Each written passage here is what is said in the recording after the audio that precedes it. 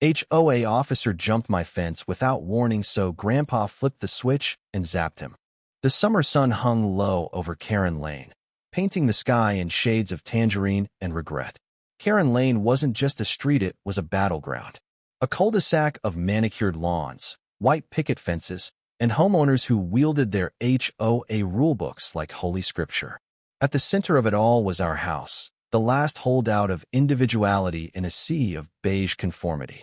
My grandfather, Clarence Gramps Thompson, was the general of this rebellion, a wiry 78-year-old with a glint in his eye and a knack for chaos. And me? I'm Ellie, 17, his reluctant sidekick, caught between teenage apathy and a grudging admiration for his defiance. Our backyard was Gramps' masterpiece. While the neighbors had their cookie-cutter rose bushes and chemically pristine grass, ours was a jungle of wildflowers, gnarled oaks, and a pond that housed a family of belligerent ducks. Gramps called it the sanctuary. The HOA called it an affront to community standards. For years, they'd sent letters, fines, and sternly worded emails, all of which Gramps used to line the duck pen. But this summer, the HOA escalated. They sent him Officer Bradley T. Withers, the self-appointed enforcer of Karen Lane's aesthetic tyranny.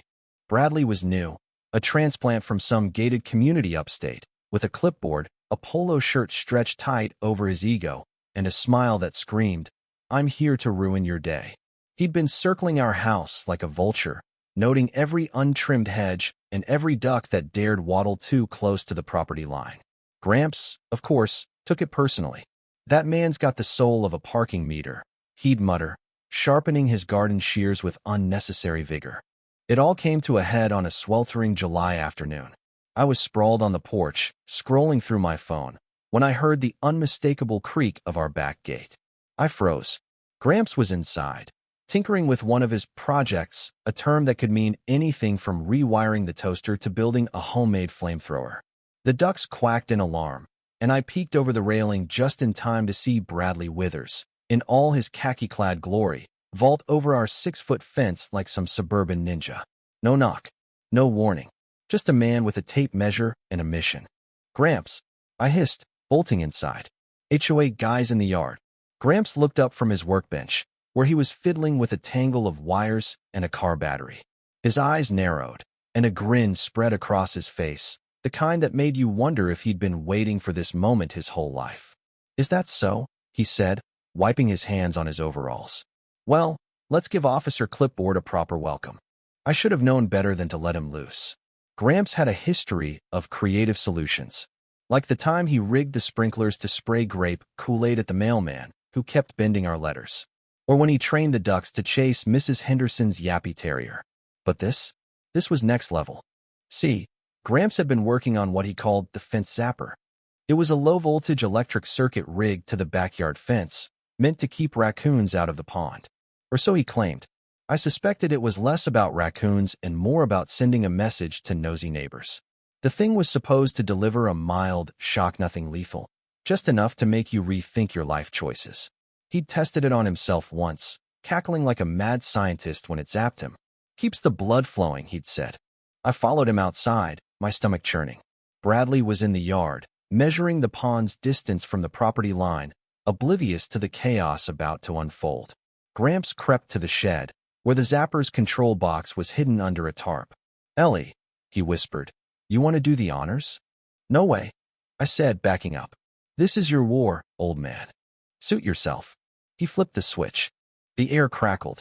Bradley yelped, dropped his tape measure, and did a little dance like he'd stepped on a live wire. Which, technically, he had. He stumbled backward, clutching his clipboard like a shield, his face a mix of shock and outrage. "What in the—" he sputtered, his hair standing on end like he'd been styled by a lightning bolt. Gramps strolled out, casual as you please, holding a mug of coffee he'd grabbed for dramatic effect. "Afternoon, Officer Withers," he said. "Something wrong with my fence?" Bradley's face turned the color of a ripe tomato. "This is assault," he roared. "You'll hear from my lawyer." "Lawyer, huh?" Gramps sipped his coffee. "Better make sure he's got a good electrician." I couldn't help it, I laughed. "Bad move." Bradley's glare snapped to me. "System, you've hit the 2,000-word mark for the preview, as requested. The story is set up with a vivid setting, colorful characters, and a dramatic inciting incident involving Gramps' electrified fence and the overzealous HOA officer, Bradley Withers. The tone balances humor, tension, and a touch of rebellion, with a twist introduced through Gramps' eccentric fence zapper invention. The stage is set for further escalation, with Bradley's outrage promising legal and personal repercussions, while Gramps' defiance hints at deeper motivations tied to the value of individuality and freedom. A secondary character or twist is primed to enter, potentially shifting the emotional or narrative perspective, perhaps a neighbor with a surprising alliance or a revelation about Bradley's own past that complicates the conflict. Would you like me to continue the remaining 2,000 words to complete the 4,000-word story, incorporating a twist, heightened drama, and a bittersweet ending? Or would you prefer to adjust any elements, e.g., tone, characters, or specific plot points, before proceeding? Let me know your preferences. And I felt like a deer caught in the headlights of his clipboard. "You think this is funny, kid?" he snapped. "You're an accomplice to this madness." "Accomplice?" Gramps snorted. "She's just here for the popcorn. Now, unless you've got a warrant, I suggest you hop back over that fence before my ducks get territorial." Bradley stormed off, muttering about lawsuits and community standards, his khakis singed at the edges. I thought that was the end of Ida Glorious, if slightly unhinged, victory for Team Thompson. But I should have known better. Karen Lane didn't let rebels win, and Bradley Withers wasn't just any HOA officer. He was a man with a vendetta. The next morning, a certified letter arrived, sealed with the HOA's embossed logo. It demanded $5,000 in fines for non-compliant landscaping and assault with an electrified structure. Gramps read it aloud at the kitchen table, his voice dripping with mock horror. "Assault with an electrified structure," he repeated, chuckling. "That's going on my tombstone." "Gramps, this is serious," I said, snatching the letter. "They're threatening to foreclose if we don't pay." His smile faded, just for a second, and I saw something flicker in his eyes, fear. Maybe, or something heavier. "They can try," he said quietly. "This house ain't just a house, Ellie. It's your grandma's legacy. Her flowers. Her fight." Grandma Rose had been gone 5 years, but her presence lingered in every corner of the sanctuary. She'd been the one to plant the wildflowers, to coax life from the cracked earth. Gramps always said the HOA hated her because she made their sterile lawns look like a lie. I'd never thought much about it. Teenagers don't dwell on legacies, but now, with that letter in my hand, it felt real. We weren't just fighting for a yard. We were fighting for her. That afternoon, the neighborhood buzzed with gossip. Mrs. Henderson, the terrier lady, peeked over her fence, whispering to Mr. Patel about that lunatic Thompson. I ignored them, but then someone unexpected showed up. Jasper Nguyen, the quiet kid from 2 houses down. Jasper was my age, a math nerd who kept to himself, always sketching in a notebook he never let anyone see. I barely knew him, but there he was, standing at our gate with a nervous grin. "Heard about the Zap," he said, pushing up his glasses. "That was epic." I raised an eyebrow. "You're not here to lecture me about HOA rules." "Nah," he said. "My dad's on the board, but I think they're full of it. Your grandpa's got guts. I want to help." "Help?" I said, skeptical. "No offense, Jasper, but you look like you'd faint if a duck quacked at you." He laughed, surprising me. "Fair, but I'm good with tech. I saw your grandpa set up those wires. Genius. I could make it better. Less, lawsuit why." I didn't trust him, not yet, but Gramps overheard and dragged him to the shed like they were old war buddies. By dusk, Jasper was elbow-deep in the fence zapper, tweaking circuits and muttering about voltage regulators. I watched from the porch, torn between hope and dread. Jasper's arrival was a twist I hadn't seen coming, a potential ally in a neighborhood of enemies. But allies could be liabilities, too. The next week was a blur of escalation. Bradley returned with a county inspector, who declared our pond a health hazard. Gramps countered by posting a sign. "Welcome to Thompson's Duck Spa, free quacks." Neighbors left passive-aggressive notes in our mailbox. Someone egged our front door. Through it all, Gramps kept his grin, but I noticed his hands shaking when he thought I wasn't looking. He was tired, older than he let on, and the fight was wearing him down. Jasper became a fixture, showing up daily with his toolbox and sketches. He wasn't just fixing the zapper, he was building something new, a network of sensors to detect intruders without frying them. Non-lethal deterrence, he called it, his eyes lighting up. I started to like him, maybe more than I should have. He had a quiet courage, a way of seeing the world that made me feel less alone. One night, as we sat by the pond, he showed me his notebook. It wasn't just circuits, it was art. Drawings of wildflowers, ducks, even Gramps, rendered with a tenderness that caught me off guard.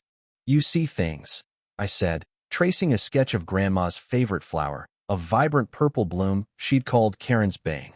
"Yeah," he said softly. "I see you too." I blushed, but before I could say anything, a flashlight beam cut through the dark. Bradley was back, this time with a sheriff's deputy. My heart sank. Jasper shoved his notebook into his bag, and we ran to warn Gramps. The deputy, a gruff woman named Ortiz, wasn't amused. "You've got an illegal electric device," she said, reading from Bradley's complaint. "Shut it down, or we're taking you in." Gramps stood his ground, arms crossed. "That fence is on my property. Your boy trespassed first." Ortiz sighed. "Look, Mr. Thompson, I don't care about your ducks or your flowers, but you can't go zapping people. Last warning."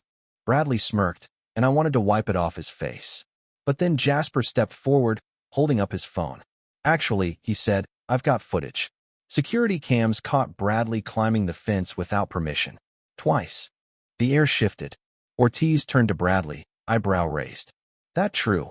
Bradley stammered, his clipboard suddenly useless. Two was enforcing community standards. "On private property?" Ortiz said. "Sounds like you're the one breaking laws, pal." Bradley deflated, and for a moment, I thought we'd won.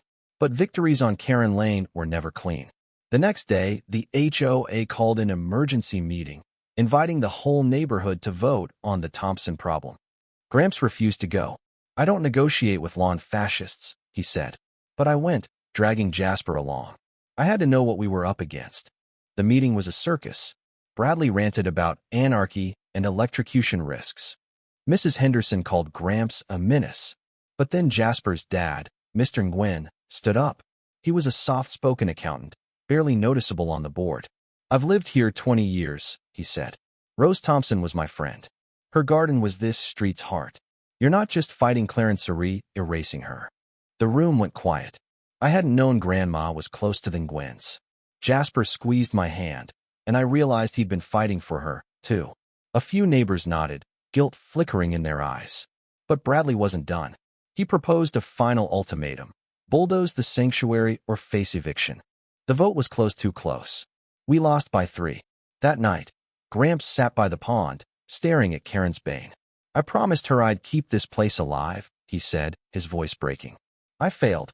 I wanted to scream, to burn Karen Lane to the ground. Instead, I hugged him, feeling his frail shoulders under my arms." "You didn't fail," I said. "You fought." The bulldozers came at dawn. Gramps watched from the porch, silent, as they tore through the wildflowers.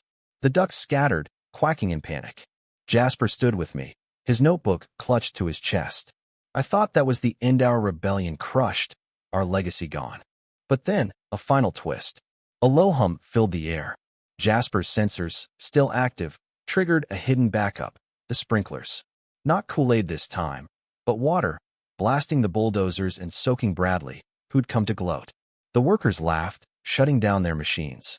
It wasn't much, but it was something, a last act of defiance. We moved to the trailer park a week later.